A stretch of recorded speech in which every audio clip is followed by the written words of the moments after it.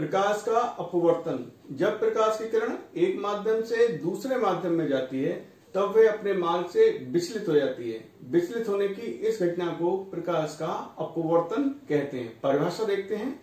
प्रकाश का अपवर्तन प्रकाश किरण के एक माध्यम से दूसरे माध्यम में जाने पर अपने मार्ग से विचलित होने की घटना को प्रकाश का अपवर्तन कहते हैं। यह अपवर्तन होता क्यों है?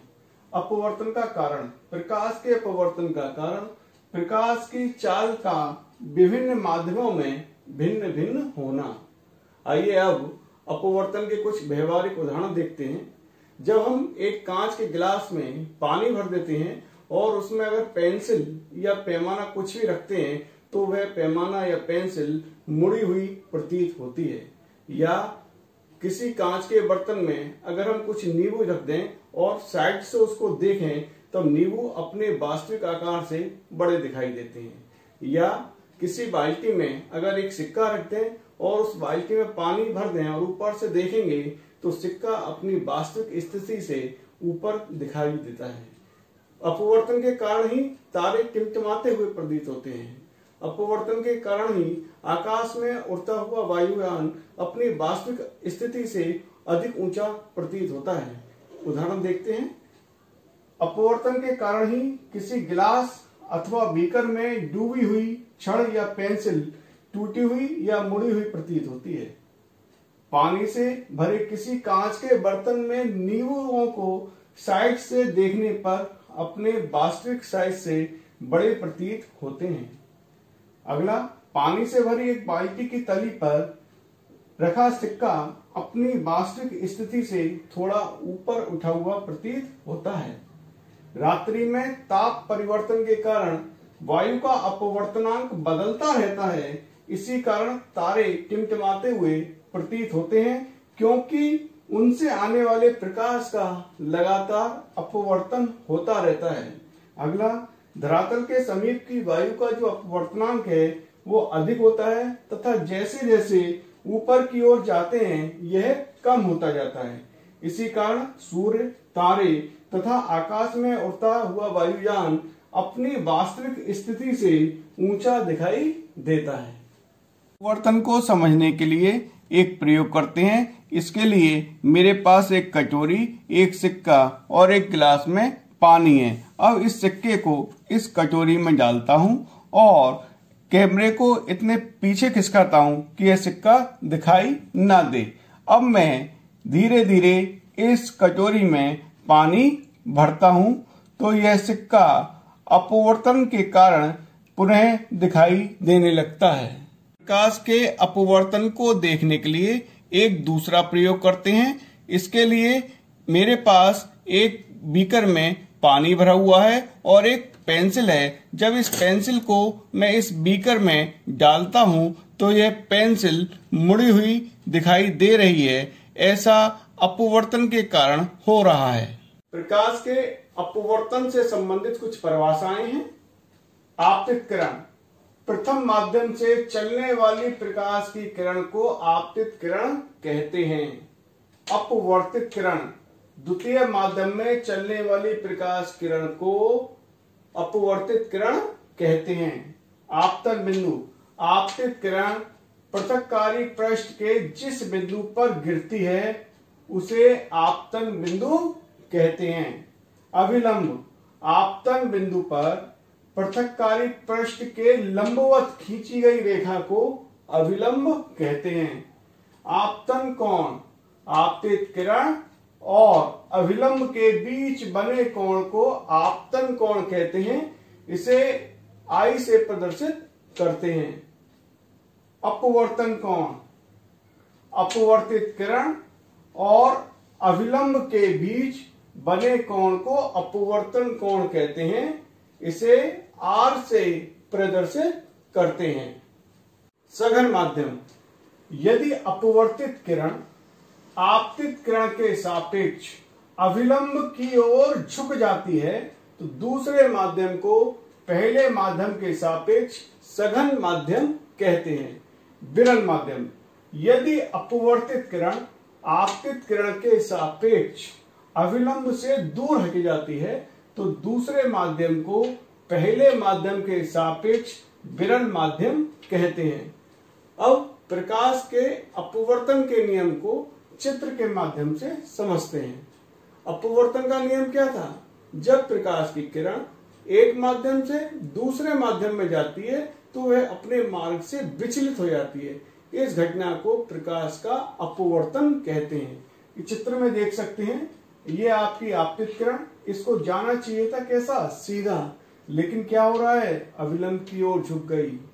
अतः जब प्रकाश की किरण विरल माध्यम वायु से सघन माध्यम कांच में जा रही है तो क्या हो रहा है? अविलंब की ओर झुक रही है। और दूसरे चित्र में देखते हैं, जब प्रकाश की किरण सघन माध्यम कांच से विरल माध्यम वायु में जा रही है तो अविलंब से दूर रह रही है। प्रकाश के अपवर्तन के नियम। प्रकाश के अपवर्तन के दो नियम हैं। पहला नियम, आपतित किरण, अपवर्तित किरण और आपतन बिंदु पर अविलंब तीनों एक ही तल में होते हैं। इसका दूसरा नियम, किन्हीं दो माध्यमों के लिए तथा एक ही प्रकाश रंग के लिए आपतन कोण की ज्या तथा अपवर्तन कोण की ज्या का अनुपात एक नियतांक होता है। sin I upon sin R बराबर नियतांक। इस नियम को स्नेल का नियम भी कहते हैं। यदि किरण वायु से कांच में प्रवेश कर रही है तब sin I upon sin R बराबर ANG। यहां पर ANG कांच का अपवर्तनांक वायु के सापेक्ष है। अपवर्तनांक एवं प्रकाश की चाल में संबंध। किसी माध्यम का अपवर्तनांक निर्वात अथवा वायु में प्रकाश की चाल व उस माध्यम में प्रकाश की चाल के अनुपात के बराबर होता है। माध्यम का अपवर्तनांक n बराबर निर्वात अथवा वायु में प्रकाश की चाल अपॉन माध्यम में प्रकाश की चाल। निर्वात अथवा वायु में प्रकाश की चाल को c से प्रदर्शित करते हैं, माध्यम में प्रकाश की चाल को v से प्रदर्शित करते हैं। तो n बराबर c अपॉन v। अतः एक माध्यम के सापेक्ष दूसरे माध्यम का अपवर्तनांक उन माध्यमों में प्रकाश की चालों के अनुपात के बराबर होता है। जैसे वायु के सापेक्ष कांच का अपवर्तनांक ANG बराबर वायु में प्रकाश की चाल अपॉन माध्यम में प्रकाश की चाल। वायु में प्रकाश की चाल को c से प्रदर्शित करेंगे, माध्यम में प्रकाश की चाल, माध्यम हमारा क्या है यहाँ पर? कांच, तो इसको माध्यम में प्रकाश की चाल को VG से प्रदर्शित करेंगे। तो ANG बराबर C अपॉन VG, ये हमारा समीकरण 1 हो गया। इसी प्रकार वायु के सापेक्ष जल का अपवर्तनांक ANW, वायु में प्रकाश की चाल अपॉन माध्यम में प्रकाश की चाल। यहां पर हमारा माध्यम क्या है? जल, तो ANW बराबर C अपॉन VW, ये समीकरण 2 हो गया। समीकरण 1 में समीकरण 2 का भाग लगाएंगे।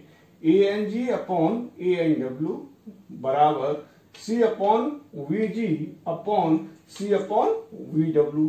C से C कैंसिल हो जाएगा, तो क्या बनेगा? ANG अपॉन ANW बराबर VW अपॉन VG बराबर WNG। यहाँ WNG क्या है? कांच का अपवर्तनांक जल के सापेक्ष। कुछ बातें याद रखने की हैं, जैसे एक माध्यम के सापेक्ष दूसरे माध्यम का अपवर्तनांक प्रकाश के रंग पर निर्भर करता है। बैंगनी रंग का अपवर्तनांक सबसे अधिक होता है जबकि लाल रंग का अपवर्तनांक सबसे कम होता है। दूसरा, वायु के सापेक्ष कांच का अपवर्तनांक कांच के सापेक्ष वायु के अपवर्तनांक के व्युत्क्रम के बराबर होता है। ANG बराबर 1/GNA। अगर हम आगे का पीछे और पीछे का आगे कर देते हैं तो उसको 1 में लिखते हैं। ये क्या हुआ आपका? कांच का अपवर्तनांक वायु के सापेक्ष और GNA वायु का अपवर्तनांक कांच के सापेक्ष। इसको कैसे लिखेंगे? ANG बराबर 1/GNA। अब हम एक आंकिक प्रश्न हल करते हैं। वायु के सापेक्ष जल तथा कांच के अपवर्तनांक क्रमशः 1/3 व 1/2 हैं। जल का कांच के सापेक्ष अपवर्तनांक ज्ञात कीजिए। आंकिक प्रश्न हल करने से पहले जो प्रश्न में दिया जाता है उसको लिख लेते हैं। वायु के सापेक्ष जल का अपवर्तनांक, वायु के सापेक्ष जल का अपवर्तनांक 1/3 दिया है। वायु के सापेक्ष कांच का अपवर्तनांक, वायु के सापेक्ष कांच का अपवर्तनांक। क्या पूछा है आपसे? जल का कांच के सापेक्ष अपवर्तनांक, जल का अपवर्तनांक पूछा है। जल का अपवर्तनांक कांच के सापेक्ष क्या हो जाएगा इसका? GN W बराबर AN W upon ANG। ANW कितना है आपका? 1/3। ANG कितना है? 1/2। इसका मल्टीप्लाई इससे, इसका मल्टीप्लाई इससे, कितना हो जाएगा आपका? 2/3। तो GN W बराबर 2/3। क्या हो गया ये? जल का अपवर्तनांक कांच के सापेक्ष कितना हुआ? 2/3। लेंस, लेंस एक ऐसा पारदर्शी माध्यम होता है जो दो गोलीय पृष्ठों से अथवा एक गोलीय व एक समतल पृष्ठ से घिरा होता है। लेंस दो प्रकार के होते हैं, उत्तल लेंस और अवतल लेंस। उत्तल लेंस बीच में मोटे और किनारों पर पतले होते हैं। चित्र में आप देख सकते हैं एक उत्तल लेंस दिखाया गया है। ये बीच में मोटा है और किनारों पर पतला है। दोनों पृष्ठों के वक्रता केंद्रों को मिलाने वाली रेखा इसकी मुख्य अक्ष होती है। अवतल लेंस, अवतल लेंस बीच में पतले और किनारों पर मोटे होते हैं। चित्र में आप देख सकते हैं अवतल लेंस बीच में पतला है, किनारों पर मोटा है। दोनों पृष्ठों के वक्रता केंद्रों को मिलाने वाली रेखा इसकी मुख्य अक्ष होती है। लेंस से संबंधित परिभाषाएं। प्रकाशिक केंद्र, लेंस के मुख्य अक्ष पर स्थित वह बिंदु जिससे होकर जाने वाली प्रकाश किरण अपवर्तन के बाद सीधी निकल जाती है, लेंस का प्रकाशिक केंद्र कहलाता है। इसे C से प्रदर्शित करते हैं। वक्रता केंद्र, उत्तल व अवतल लेंस के गोलीय पृष्ठ जिस गोले के भाग होते हैं उस गोले का केंद्र वक्रता केंद्र कहलाता है। वक्रता त्रिज्या, लेंस जिस गोले का भाग होता है उस गोले की त्रिज्या को लेंस की वक्रता त्रिज्या कहते हैं। मुख्य अक्ष, लेंस के दोनों गोलीय पृष्ठों के वक्रता केंद्रों से गुजरने वाली रेखा लेंस की मुख्य अक्ष कहलाती है। लेंस के दो फोकस होते हैं जिन्हें हम प्रथम फोकस व द्वितीय फोकस कहते हैं। उत्तल लेंस का प्रथम व द्वितीय फोकस। लेंस की मुख्य अक्ष पर स्थित वह निश्चित बिंदु जिससे चलने वाली प्रकाश की किरणें अपवर्तन के बाद मुख्य अक्ष के समांतर हो जाती हैं, लेंस का प्रथम फोकस कहलाता है। इसे हम F1 से प्रदर्शित करते हैं। इसी प्रकार लेंस की मुख्य अक्ष के समांतर चलने वाली प्रकाश की किरणें अपवर्तन के बाद किसी एक बिंदु पर मिलती हैं, वह बिंदु लेंस का द्वितीय फोकस कहलाता है। इसे हम F2 से प्रदर्शित करते हैं। अवतल लेंस का प्रथम एवं द्वितीय फोकस।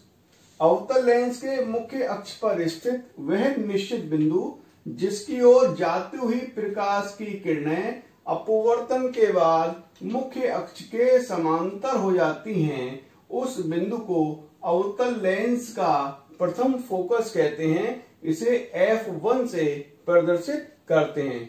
इसी प्रकार अवतल लेंस के मुख्य अक्ष के समांतर चलने वाली सभी प्रकाश की किरणें अपवर्तन के बाद मुख्य अक्ष के जिस बिंदु से आती हुई प्रतीत होती हैं, उस बिंदु को अवतल लेंस का द्वितीय फोकस कहते हैं। इसे F2 से प्रदर्शित करते हैं। नोट, उत्तल लेंस मुख्य अक्ष के समांतर चलने वाली सभी प्रकाश की किरणों को अपने फोकस पर एकत्रित कर देता है, इस कारण इसे अभिसारी लेंस भी कहते हैं। इसी प्रकार अवतल लेंस मुख्य अक्ष के समांतर चलने वाली सभी प्रकाश की किरणों को फैला देता है, इस कारण इसे अपसारी लेंस भी कहते हैं। लेंस द्वारा प्रतिबिंब बनाने के नियम। लेंस द्वारा प्रतिबिंब बनाने के लिए 3 नियम है। प्रतिबिंब बनने के लिए इन 3 नियमों में से 2 नियमों का पालन करना आवश्यक है।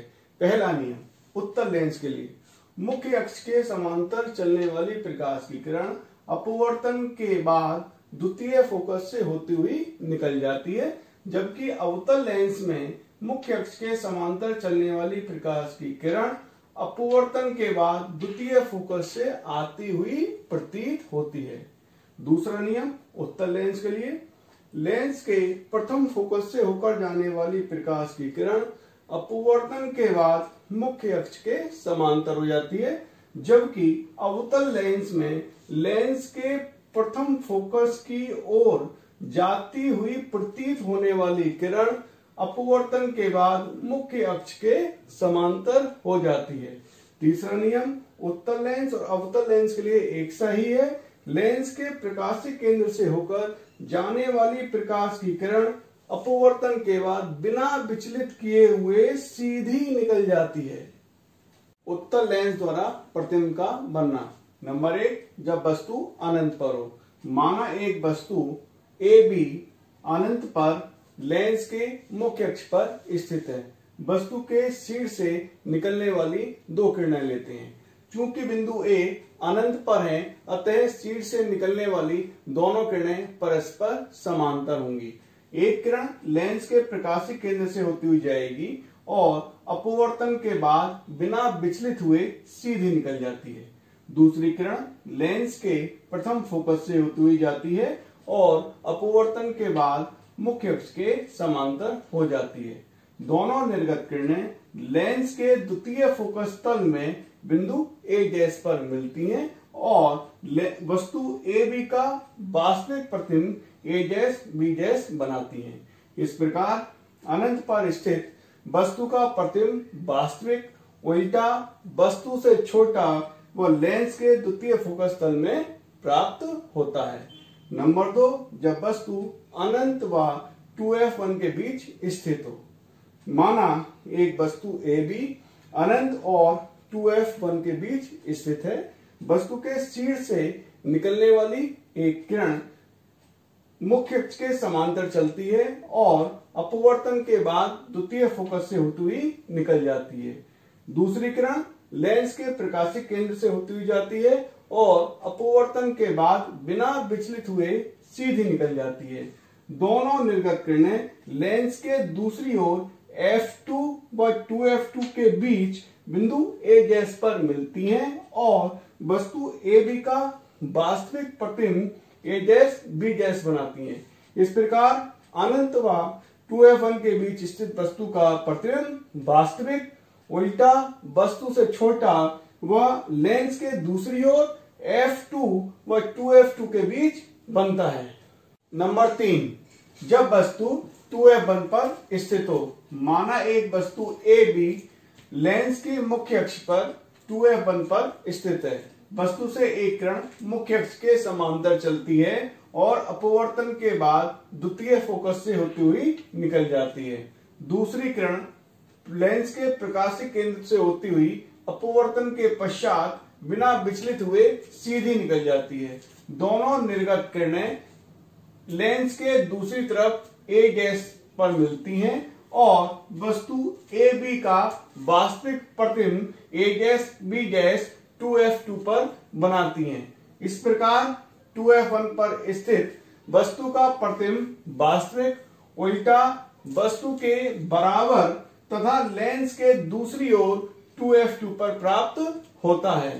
नंबर 4, जब वस्तु 2f1 तथा f1 के बीच स्थित हो।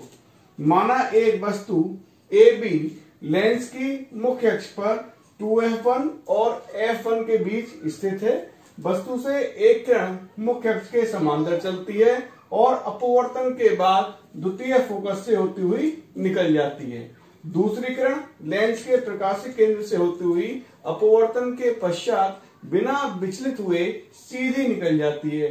दोनों निर्गत किरणें लेंस के दूसरी तरफ ए गैस पर मिलती हैं और वस्तु ए बी का वास्तविक प्रतिबिंब ए गैस बी गैस 2f2 व अनंत के बीच बनाती हैं। इस प्रकार 2f1 तथा f1 के बीच स्थित वस्तु का प्रतिबिंब वास्तविक उल्टा वस्तु से बड़ा व 2f2 तथा अनंत के बीच बनता है। नंबर 5, जब वस्तु प्रथम फोकस f1 पर स्थित हो। माना एक वस्तु ए बी लेंस के मुख्य अक्ष पर प्रथम फोकस f1 पर स्थित है। वस्तु से एक किरण मुख्य अक्ष के समांतर चलती है और अपवर्तन के बाद द्वितीय फोकस से होती हुई निकल जाती है। दूसरी किरण लेंस के प्रकाशिक केंद्र से होती हुई अपवर्तन के बाद बिना विचलित हुए सीधी निकल जाती है। दोनों निर्गत किरणें परस्पर समांतर होने के कारण अनंत पर मुख्य अक्ष के नीचे मिलती हैं और वस्तु ए बी का बहुत बड़ा प्रतिबिंब ए गैस बी गैस बनाती हैं। इस प्रकार प्रथम फोकस f1 पर स्थित वस्तु का प्रतिबिंब वास्तविक उल्टा वस्तु से बड़ा व अनंत पर बनता है। नंबर 6, जब वस्तु प्रथम फोकस f1 तथा प्रकाशिक केंद्र C के बीच स्थित हो। माना एक वस्तु ए बी लेंस के मुख्य अक्ष पर प्रथम फोकस तथा प्रकाशिक केंद्र C के बीच स्थित है। वस्तु से एक किरण मुख्य अक्ष के समांतर चलती है और अपवर्तन के बाद द्वितीय फोकस से होती हुई निकल जाती है। दूसरी किरण लेंस के प्रकाशिक केंद्र से होती हुई अपवर्तन के पश्चात बिना विचलित हुए सीधी निकल जाती है। दोनों निर्गत किरणें वास्तव में कहीं नहीं मिलती, लेकिन पीछे की ओर बढ़ाने पर ए गैस से आती हुई प्रतीत होती हैं और वस्तु ए बी का आभासी और बहुत बड़ा प्रतिबिंब ए गैस बी गैस बनाती हैं। इस प्रकार प्रथम फोकस f1 तथा प्रकाशिक केंद्र C के बीच स्थित वस्तु का प्रतिबिंब आभासी सीधा वस्तु से बहुत बड़ा व वस्तु की ओर ही अनंत तथा प्रथम फोकस f1 के बीच बनता है। अवतल लेंस द्वारा प्रतिबिंब का बनना। माना एक वस्तु ए बी अवतल लेंस के मुख्य अक्ष पर अनंत तथा प्रकाशिक केंद्र C के बीच रखी हुई है। वस्तु से एक किरण मुख्य अक्ष के समांतर चलती है और अपवर्तन के बाद द्वितीय फोकस से आती हुई प्रतीत होती है। वस्तु से दूसरी किरण लेंस के प्रकाशिक केंद्र से होती हुई अपवर्तन के बाद बिना विचलित हुए सीधे निकल जाती है। दोनों निर्गत किरणें ए गैस पर मिलती हुई प्रतीत होती हैं और वस्तु ए बी का प्रतिबिंब ए गैस बी गैस वस्तु की ओर ही बनाती हैं। अतः अनंत तथा प्रकाशिक केंद्र C के बीच स्थित वस्तु का प्रतिबिंब आभासी सीधा वस्तु से छोटा व लेंस के द्वितीय फोकस f2 तथा लेंस के प्रकाशिक केंद्र C के मध्य बनता है। अभी हमने उत्तल लेंस और अवतल लेंस द्वारा वस्तु की विभिन्न स्थितियों में प्रतिबिंबों का बनना सीखा। एक बार इसको दोहरा लेते हैं। उत्तल लेंस द्वारा जब वस्तु को अनंत पर रखा तब प्रतिबिंब लेंस के दूसरी ओर द्वितीय फोकस तल में बना। कैसा बना? वास्तविक बना, उल्टा बना व वस्तु से बहुत छोटा बना। अब वस्तु को अनंत तथा 2f1 के बीच लेके आए तो प्रतिबिंब लेंस के दूसरी ओर बना, f2 तथा 2f2 के बीच बना और उसकी प्रकृति कैसी थी? वास्तविक, उल्टा व वस्तु से छोटा बना।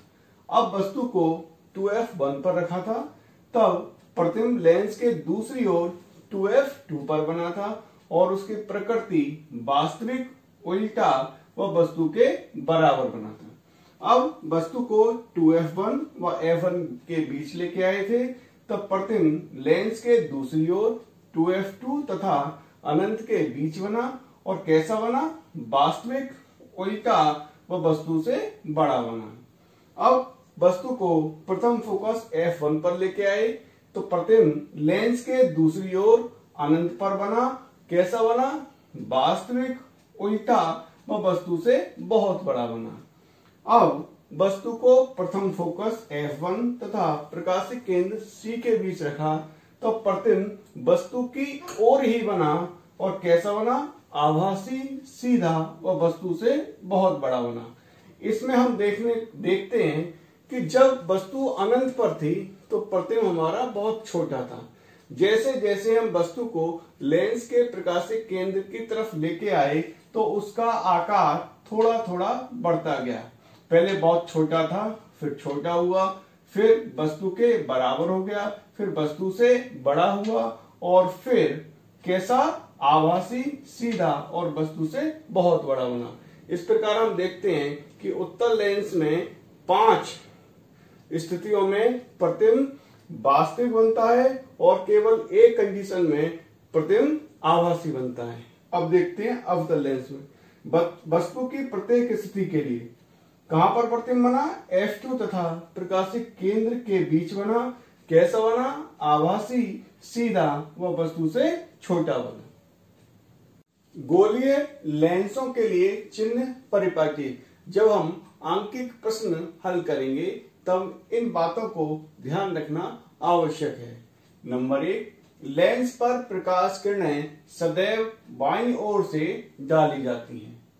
नंबर 2, सभी दूरियां लेंस के प्रकाशिक केंद्र से मुख्य अक्ष के समांतर नापी जाती हैं। नंबर 3, लेंस के प्रकाशिक केंद्र के दाईं ओर नापी गई दूरियां धनात्मक ली जाती हैं। नंबर 4, लेंस के प्रकाशिक केंद्र के बाईं ओर की दूरियां ऋणात्मक ली जाती हैं। नंबर 5, वस्तु एवं प्रतिबिंब की लंबाइयां मुख्य अक्ष के ऊपर की ओर धनात्मक तथा नीचे की ओर ऋणात्मक ली जाती हैं। अब हम उत्तल लेंस के लिए चिन्ह परिपाटी को एक चित्र के माध्यम से समझते हैं। ये एक उत्तल लेंस है। इसकी मुख्य अक्ष पर एक वस्तु AB रखी हुई है और इसका प्रतिबिंब A' B' मुख्य अक्ष के नीचे की ओर बन रहा है। वस्तु सदैव लेंस के बाईं ओर रखी जाती है। आपतित किरण की दिशा सदैव बाईं ओर से दाईं ओर की तरफ होती है। प्रकाशिक केंद्र के दाईं तरफ की दूरियां धनात्मक ली जाती हैं और प्रकाशिक केंद्र के बाईं ओर की दूरियां ऋणात्मक ली जाती हैं। मुख्य अक्ष से ऊपर की ओर की दूरियां धनात्मक ली जाती हैं और मुख्य अक्ष से नीचे की ओर की लंबाइयां ऋणात्मक ली जाती हैं। लेंसों के लिए U, V तथा F में संबंध 1/f बराबर 1/v माइनस 1/u। यहां पर F लेंस की फोकस दूरी है, U लेंस के प्रकाशिक केंद्र से वस्तु तक की दूरी है, V लेंस के प्रकाशिक केंद्र से प्रतिबिंब तक की दूरी है। उत्तल लेंस और अवतल लेंस दोनों लेंसों के लिए लेंस सूत्र एक ही होता है। एक आंकिक प्रश्न हल करके देखते हैं। उत्तल लेंस से 30 सेंटीमीटर दूर स्थित एक वस्तु का वास्तविक प्रतिबिंब 20 सेंटीमीटर दूर बनता है। लेंस की फोकस दूरी ज्ञात कीजिए। उत्तल लेंस से 30 सेंटीमीटर दूर स्थित एक वस्तु का केंद्र से वस्तु तक की दूरी को किससे करते हैं? U से प्रदर्शित करते हैं और ये हो गई आपकी 30 सेंटीमीटर। लेकिन वस्तु को हमेशा प्रकाशिक केंद्र से बाईं ओर रखते हैं, इसलिए U का मान सदैव ऋणात्मक लेते हैं। वस्तु का वास्तविक प्रतिबिंब बनना है, वास्तविक प्रतिबिंब बनता है तब प्रतिबिंब प्रकाशिक केंद्र के दाईं ओर बनता है और इस दूरी को हम धनात्मक लेते हैं। लेंस की फोकस दूरी ज्ञात कीजिए। F का मान आपसे पूछा है। लेंस का सूत्र लगाइए 1/f बराबर 1/v माइनस u। मान लगा दीजिए इसके।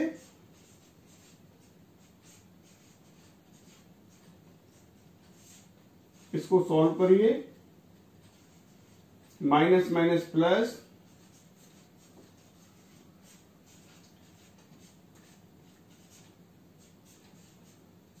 एफ बराबर 12 सेंटीमीटर। ये जो एफ बराबर 12 सेंटीमीटर आया, ये आपको बता रहा है कि आपका आंसर सही है, क्योंकि उत्तल लेंस की फोकस दूरी धनात्मक होती है, अतः एफ बराबर 12 सेंटीमीटर आंसर सही है।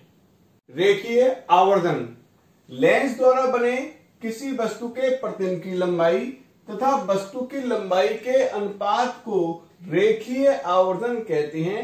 इसे स्मॉल m से प्रदर्शित करते हैं। यदि वस्तु की लंबाई स्मॉल h, प्रतिबिंब की लंबाई h डैश, लेंस से वस्तु तक की दूरी u तथा लेंस से प्रतिबिंब तक की दूरी v हो, तब रेखीय आवर्धन m बराबर प्रतिबिंब की लंबाई h डैश अपॉन वस्तु की लंबाई h बराबर लेंस से प्रतिबिंब की दूरी v अपॉन लेंस से वस्तु की दूरी u। यह सूत्र इस तरह बन जाएगा, m बराबर h डैश अपॉन h बराबर v अपॉन u। नोट, क्योंकि मुख्य अक्ष के ऊपर की लंबाई धनात्मक तथा नीचे की लंबाई ऋणात्मक ली जाती है, अतः सीधे प्रतिबिंबों के लिए आवर्धन क्षमता धनात्मक तथा उल्टे प्रतिबिंबों के लिए आवर्धन क्षमता ऋणात्मक होती है। यदि आवर्धन का परिणाम 1 के बराबर है तो प्रतिबिंब का आकार वस्तु के आकार के बराबर होगा। यदि आवर्धन का परिणाम 1 से अधिक है तो प्रतिबिंब का आकार वस्तु के आकार से बड़ा होगा, और यदि आवर्धन का परिणाम 1 से कम है तब प्रतिबिंब का आकार वस्तु के आकार से कम होगा। एक आंकिक प्रश्न हल करते हैं। 2 सेंटीमीटर की वस्तु को अवतल लेंस से 12 सेंटीमीटर की दूरी पर रखा गया है। यदि लेंस से प्रतिबिंब की दूरी 6 सेंटीमीटर है तो प्रतिबिंब की लंबाई क्या होगी? सबसे पहले प्रश्न में जो मान दिए गए हैं उनको लिख लेते हैं। 2 सेंटीमीटर की वस्तु, तो वस्तु की लंबाई को हम h से प्रदर्शित करते हैं, h बराबर 2 सेंटीमीटर। अवतल लेंस से 12 सेंटीमीटर की दूरी पर रखा गया है, u बराबर -12 सेंटीमीटर। क्यों? क्योंकि वस्तु को हमेशा प्रकाश के केंद्र के बाईं ओर रखा जाता है। यदि लेंस से प्रतिबिंब की दूरी 6 सेंटीमीटर है, चूंकि क्या है आपका अवतल लेंस है, अवतल लेंस में प्रतिबिंब उधर बनता है जिधर आपकी वस्तु रखी हुई है, मतलब प्रतिबिंब प्रकाश के केंद्र के बाईं ओर रखा जाता है, इसलिए v का मान भी ऋणात्मक होगा। प्रतिबिंब की लंबाई h डैश को आपसे पूछा गया है। हम जानते हैं m बराबर h डैश अपॉन h बराबर v upon u। h dash का मान आपसे पूछा है, क्या होगा? v upon u into h। मान रखिए, v का मान, u का मान, h का मान।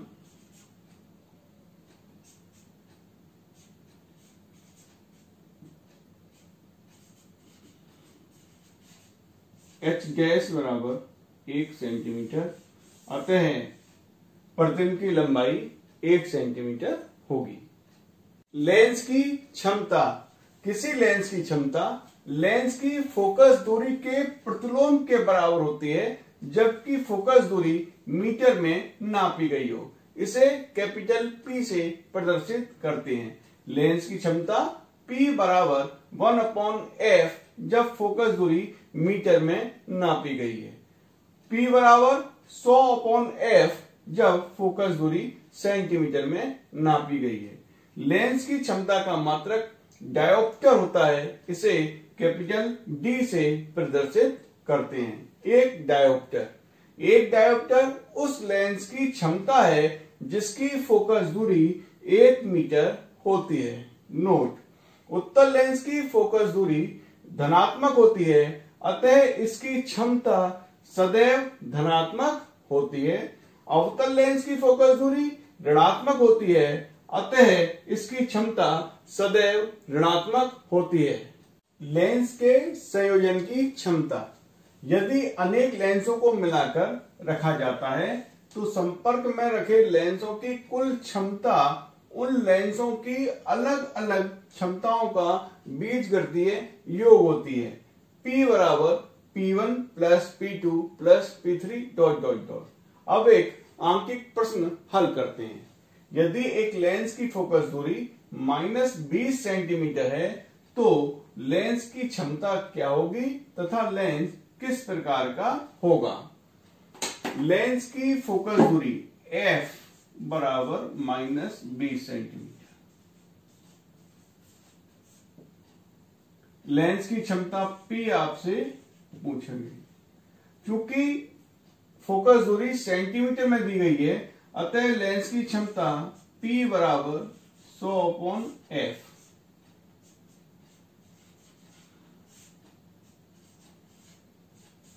P बराबर -5 डायोप्टर। चूंकि लेंस की फोकस दूरी माइनस में है, अतः लेंस कैसा होगा, अवतल लेंस होगा। लेंस अवतल लेंस होगा।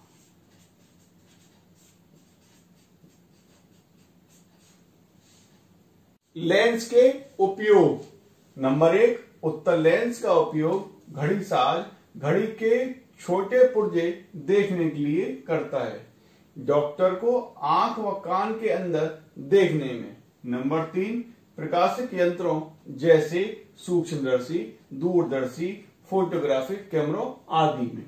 नंबर 4, मानव नेत्र में उत्पन्न दृष्टि दोष के निवारण हेतु। यहाँ पर आपका यह पाठ समाप्त होता है।